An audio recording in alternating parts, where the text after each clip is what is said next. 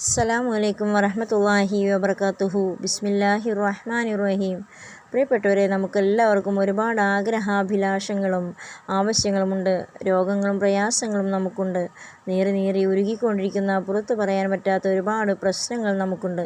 ഇനി പറയുന്ന ദിക്റുകൾ 33 തവണ വീതം മഗ്‌രിബ് നമസ്കാരം കഴിഞ്ഞ് കിടന്നുറങ്ങുന്നതിന് മുമ്പ് ചൊല്ലി നമ്മുടെ ആവശ്യം അല്ലെങ്കിൽ ആഗ്രഹം അല്ലെങ്കിൽ പ്രയാസം അള്ളാഹുവിനോട് കരഞ്ഞു പറയുക. നമസ്കാരശേഷം സാധാരണയായി നാം കുറച്ച് സൂറത്തുകളും ദിക്റുകളും ഓതാറുണ്ടല്ലോ. ഇതെല്ലാം ചൊല്ലിയതിനു ശേഷം ഇതുപോലെ ചെയ്യുക.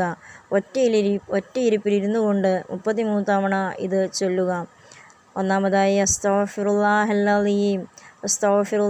അലീം എന്ന് 33 തവണ. രണ്ടാമതായി സുബ്ഹാനല്ലാഹി വൽഹംദുലില്ലാഹി വലാ ഇലാഹ ഇല്ലല്ലാഹു വല്ലാഹു അക്ബർ, ഇത് 33 തവണ. മൂന്നാമതായി മാഷാ അല്ലാഹു ലാ ഖുവത ഇല്ലാ ബില്ലാ.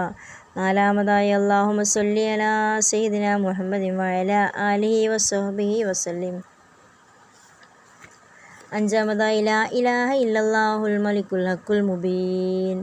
ആറാമതായി സുബ്ഹാനല്ലാഹി സുബ്ഹാനല്ലാഹിൽ അലീം വബിഹംദിഹി അസ്തഗ്ഫിറുല്ലാഹ്. ഇപ്രകാരം 6 ദിക്റുകളും നിങ്ങൾ ചൊല്ലുക. അതിനുശേഷം സ്വലാത്തുൽ